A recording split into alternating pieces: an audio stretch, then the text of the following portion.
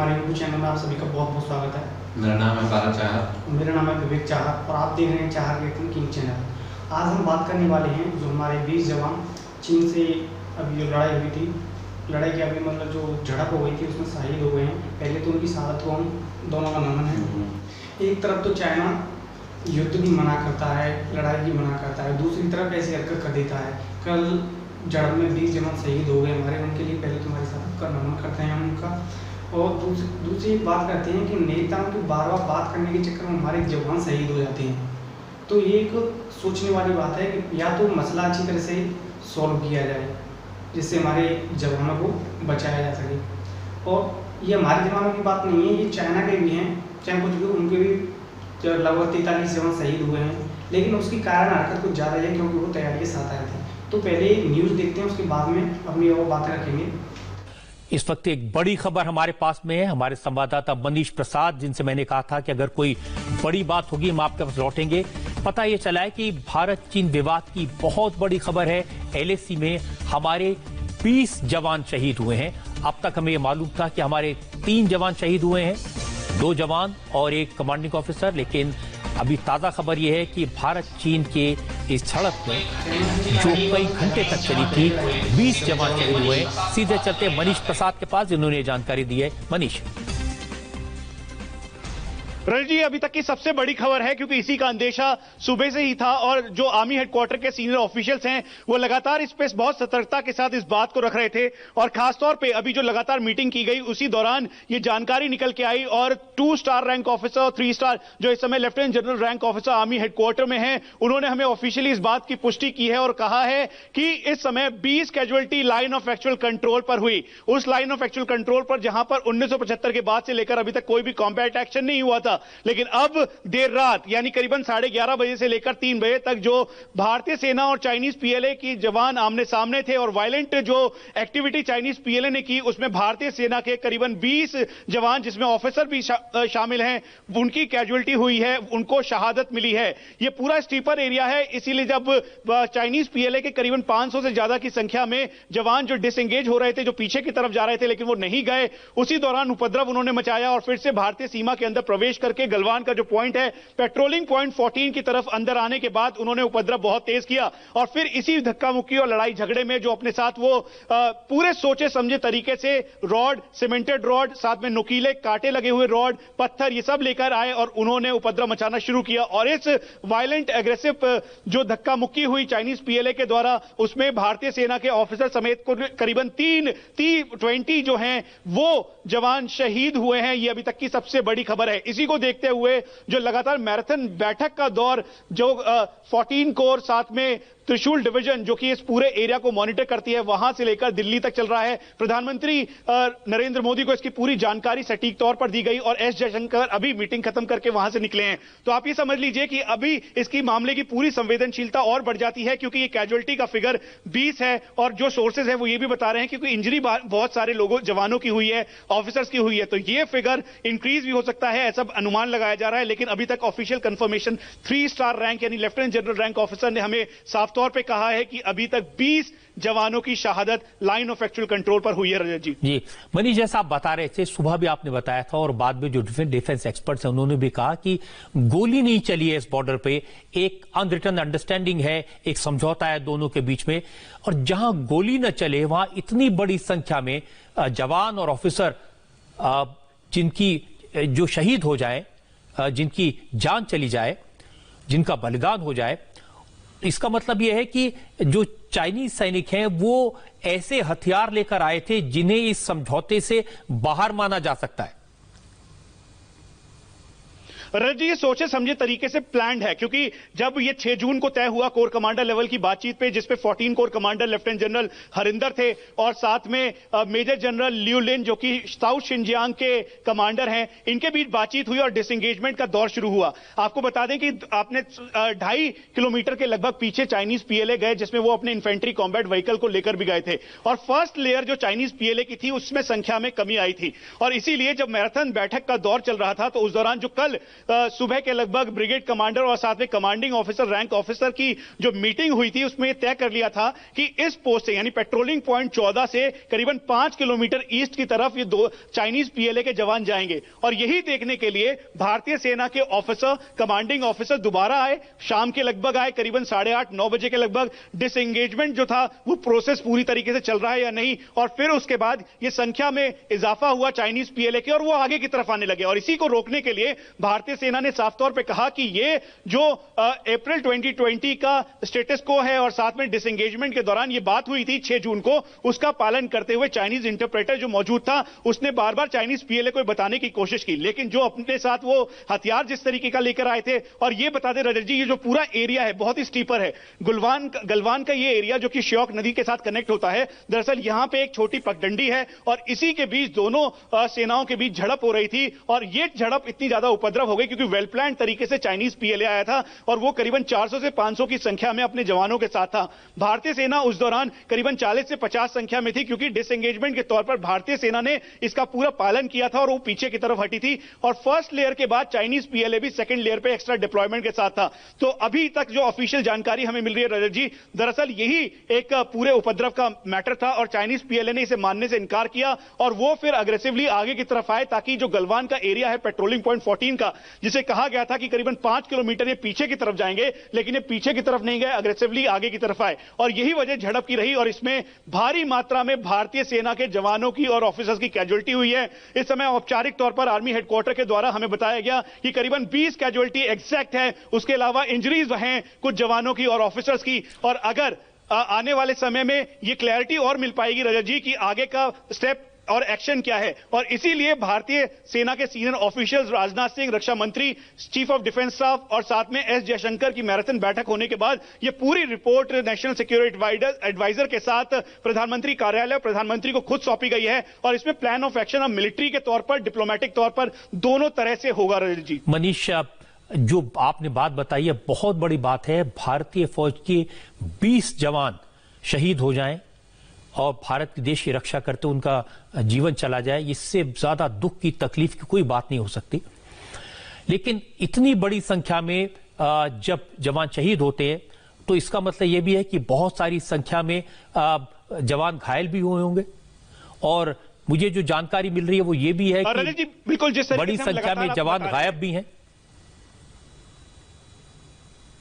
बिल्कुल रजत जी, और यही जानकारी हमें मिल रही है कि करीबन जो आंकड़ा है इस समय जो इंजरीज का वो करीबन 10 से ज्यादा है। और मैं इसे बहुत कम करके इसलिए बोल रहा हूं रजत जी क्योंकि जब तक ऑफिशियल ना आए इस पे औपचारिक तौर पर कुछ भी कहना ठीक नहीं है। लेकिन जो आकलन लगाया गया, जो ऑन ग्राउंड ऑफिसर्स हैं वो हमें बता रहे हैं कि करीबन 20 से 25 जवान घायल थे और 20 इसमें पूरी तरह से शहीद हुए और कुछ ऐसे थे जो बहुत ही ब्रूटल इंजरी के साथ थे और फिर उसके बाद जब उनको हॉस्पिटल ले जाया गया, मिलिट्री हॉस्पिटल, तब उन्होंने दम तोड़ा। तो ऐसे संख्या में 20 हो चुके हैं और करीबन 10 से 15 ऐसे जवान और ऑफिसर्स हैं जो कि बुरी तरीके से जख्मी है। रजत जी, अब सबसे पहले यही मन में और ध्यान आता है कि 1975 के बाद जहां कॉम्बैट एक्शन नहीं हुआ, जहां गोली नहीं चली, वहां पर इस तरीके का एक्शन कैसे हुआ, उपद्रव कैसे मचा। तो यह बताना जरूरी है कि पैंगोंग त्सो में जब 4 और फिंगर 4 और फिंगर 5 में मई 5 और मई 6 को जब एक्शन हुआ था जिसमें दोनों सेनाएं फेस ऑफ थी, उस दौरान भी वहां के कमांडिंग ऑफिसर की स्कल इंजरी थी और साथ में करीबन दर्जनों से ज्यादा जवान भारतीय सेना के इंजर्ड हुए थे। चाइनीज पीएलए के भी जवान इंजर्ड हुए थे, लेकिन ग्लोबल टाइम्स या फिर चाइनीज पीएलए पूरे कंट्रोल करके रखती है, इसलिए औपचारिक तौर पे कुछ नहीं आया। और उसी के साथ इसको जोड़कर देखा जा रहा है कि गलवान से डिसएंगेजमेंट होने के बावजूद भी जो अग्रेसिव डिसएंगेजमेंट प्रक्रिया है, जब वो एग्रीमेंट हो गया, सब कुछ हो गया, तय हो गया कि चाइनीज पीएलए के जवान पीछे की तरफ जाएंगे, लेकिन उसके बाद भी वो पीछे नहीं गए और अग्रेसिवली आगे की तरफ बढ़ने लगे, तो समझ लीजिए कि बिल्कुल आमने सामने की कंडीशन थी। और यही हीट ऑफ द मूवमेंट बताया गया क्योंकि उस समय भारतीय सेना के जवान और ऑफिसर्स पूरे जो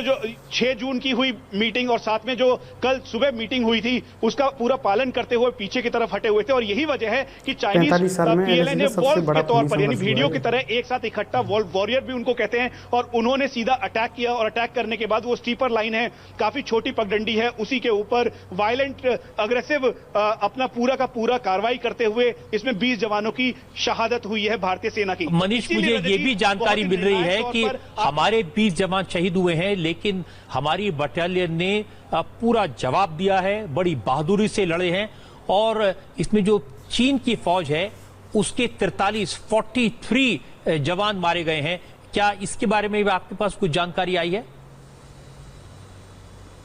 रजत जी, जो ऑफिशियल चैनल है, जो आर्मी हेडक्वार्टर और साथ में मिलिट्री ऑपरेशंस के सीनियर ऑफिशियल जो इसको पूरा मॉनिटर करते हैं, उनसे हम लगातार संपर्क में हैं। उन्होंने कहा कैजुअलिटी का फिगर बहुत ज्यादा है, क्योंकि जिस समय अनआर्म्ड कॉम्बैट भारतीय सेना और चाइनीज पीएलए के बीच हो रहा था, उस समय भारतीय सेना की जो यूनिट है जो वहां पर डिप्लॉय थी, वो उसके साथ फील्ड रेजिमेंट और साथ में और भी जवानों की संख्या वहां पर फिर धीरे धीरे तादाद संख्या बढ़ गई और अनआर्म्ड कॉम्बैट में चाइनीज पीएलए को बिल्कुल मुंह की खानी पड़ी और यही वजह थी कि उनकी इंजरीज और कैजुअलिटी फिगर भी काफी ज्यादा है। लेकिन औपचारिक तौर पर जो आंकड़े अभी तक बताए गए हैं, वो जो अनुमान ये लगाया गया भारतीय सेना के द्वारा कि ये आंकड़े उनकी तरफ भी बहुत ज्यादा हैं, लेकिन 43 है या फिर उससे ज्यादा है, ये कहना अभी बहुत जल्दबाजी होगा रजी। लेकिन ये बता दें कि चाइनीज कैजुअलिटी साइड पर भी चाइनीज पीएलए की कैजुअलिटी हुई है और उसके साथ साथ उनकी इंजरीज भी हैं और इसीलिए ग्लोबल टाइम्स से ये पहले ये कहा गया कि 5 कैजुअलिटीज और 11 इंजरीज हैं। फिर उसके बाद करीबन 2 से 3 घंटे के बाद ग्लोबल टाइम्स के जरिए ही कहा गया कि हम किसी भी तरह से कैजुअलिटी नहीं बताना चाहते और ये साइकोलॉजिकल वॉरफेयर का प्रोपेगेंडा चीन का एक बार फिर से उसने इस पर इस्तेमाल किया ताकि ये जो प्रेशर है उसको कम किया जा सके। लेकिन राजा जी, जो अभी अभी हमें जानकारी मिल रही है, रक्षा मंत्री राजनाथ सिंह ने प्रधानमंत्री को एक एक डिटेल दी है इस बारे में, फोटोग्राफ्स भी शेयर किए गए हैं, बताया गया है जो कि रक्षा मंत्री को दिया गया था और आर्मी हेडक्वार्टर के जो सोर्सेज हैं वो हमें बता रहे हैं कि पूरी एक जानकारी के साथ कॉन्क्रीट डिटेल रक्षा मंत्री राजनाथ सिंह को दी गई है ताकि वो इस पे जो अगला प्लान ऑफ एक्शन है भारतीय सेना का वो तय हो सके। और एक बार फिर से हम आपको बता दें कि लोगों को ये लग रहा होगा कि गोली क्यों नहीं चली, फायर क्यों नहीं किया या सोल्जरली जो जवाब है वो क्यों नहीं दिया, तो ये बता दें जो दोनों देशों के बीच ट्रीटी है, भारत कभी भी उसका उल्लंघन नहीं करता और यही वजह है कि China line of actual control पर भारतीय सेना बिल्कुल अडिग होकर खड़ी रही, कोई भी कहीं से उन्होंने फायर नहीं किया और बल्कि चाइनीज पीएलए को पीछे धकेलने की कोशिश की जिसमें उनको नुकसान झेलना पड़ा। रजत जी, मनीष, मेरी जानकारी है कि ये कल शाम को सूरज ढलने के बाद ये जो जिसको ब्लड बाथ कहते हैं आपस में संघर्ष है ये शुरू हुआ था और धीरे धीरे स्कफल से शुरू हुआ और ये मिडनाइट तक चला, करीब 7-8 घंटे ये संघर्ष चलता रहा और आमतौर पर ये मुक्केबाजी या धक्का मुक्की तक सीमित रहता है। लेकिन जैसा आपने बताया कि जो चाइनीज आर्मी के लोग हैं वो पूरी तरह तैयार होकर आए थे, वो रॉड्स लेकर आए थे और उस सीमेंटेड रॉड्स ऐसी थी जिनसे जान ली जा सकती थी इसी संघर्ष में और अचानक उन्होंने ये हमला किया। ये बात सही है कि वो जा रहे थे और जाते जाते वापस लौटे और फिर ये हमला अचानक उन्होंने हमारी फौज पर किया?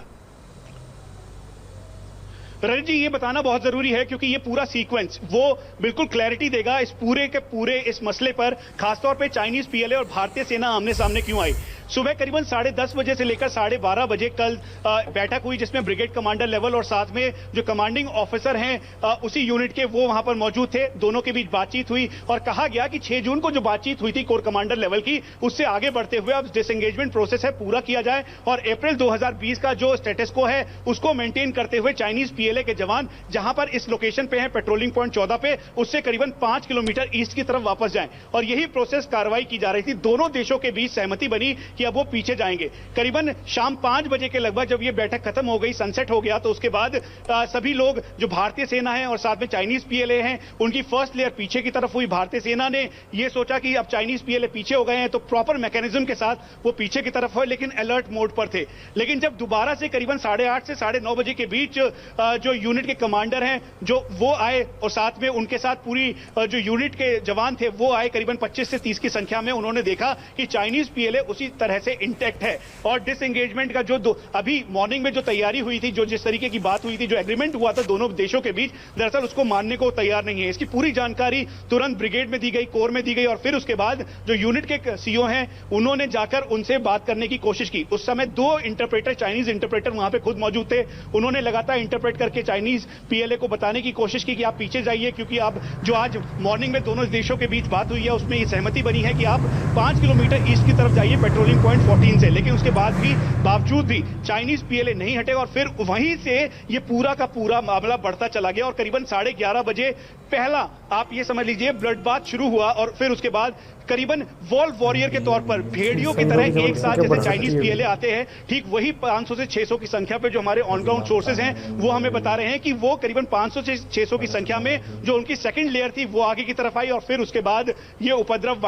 वायलेंस में पूरी तरह से तब्दील हो गया और फिर उसके बाद दोनों तरफ से अनार्म्ड कॉम्बैट हुआ। लेकिन क्योंकि फर्स्ट ये गलवान वही इलाका है रजत जी जहां पर आपको ध्यान होगा कि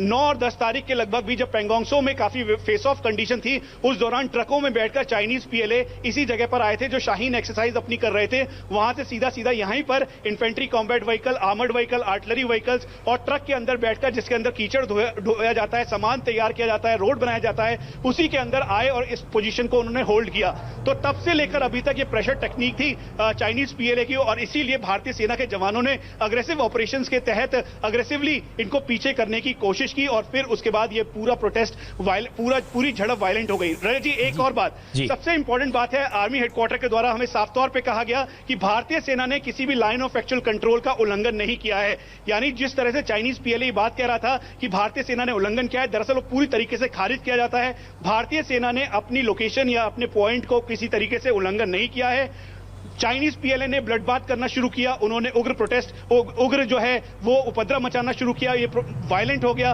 और भारतीय सेना किसी भी हालत में अभी तक इस पोजीशन पे भी, इस समय पे भी अपनी लोकेशन को उन्होंने नहीं छोड़ा है रजत जी। और स्टेटस को अप्रैल 2020 का मेंटेन करने के लिए इस समय भारतीय सेना के ऑफिसर्स और जवान इस समय लाइन ऑफ एक्चुअल कंट्रोल पर तैनात है रजत जी।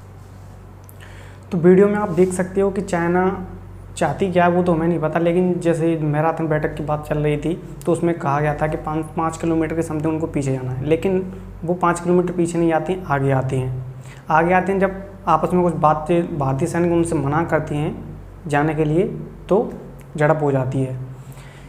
झड़प होते होते आपस में लड़ाई हो जाती है, उस तरीके से उसमें कुछ जवान शहीद हो जाती हैं। तो इस प्रकार से उसमें पता चलता है कि अचानक गोली चलती तो इसमें कहा जा सकता है कि ये सब कुछ अचानक हुआ है। लेकिन आप पहले से ही रॉड लेकर के आ रहे हो, सीमेंटेड रॉड लेके आ रहे हो, उनमें कीले लगा के लेके आ रहे हो, ऐसी बहुत सारी चीज़ें लेके आ रहे हो, तो इससे क्लियरिटी हो जाती है कि प्री प्लान था, सोची साजिश थी ये। और ऐसा केवल सैनिक नहीं करते, ये सरकार के ऊपर डिपेंड होता है, उनके कहने पर ही ऐसा किया गया होगा। वैसे तो अकेला कोई भी सैनिक, अकेला एक सैनिक कर सकता है, लेकिन बहुत सारे एक साथ नहीं कर सकते। और दूसरी बात यह है कि मात्र 45 जवानों की भारतीय टुकड़ी थी और सामने से आप 500 आ रहे हो, तो सीधा आपका मतलब यही था कि उन सैनिकों को घायल करना था, उन्हें चोट पहुंचाना था। चाइना क्या चाहता है वो तो नहीं पता, लेकिन भारत जो करता है, जो बोलता है वही करता है। और आज का भारत वो भारत है जो चाइना क्या अमेरिका को भी जवाब देना जानता है। चाइना के लिए क्या कमेंट करना आप चाइना के लिए क्या कमेंट करना चाहते हैं वो कमेंट बॉक्स में ज़रूर बताइएगा। और चाइना के साथ इंडिया को क्या करना चाहिए ये भी बताना। मिलते हैं अगली वीडियो में, तब तक के लिए बाय बाय। जय हिंद, जय भारत।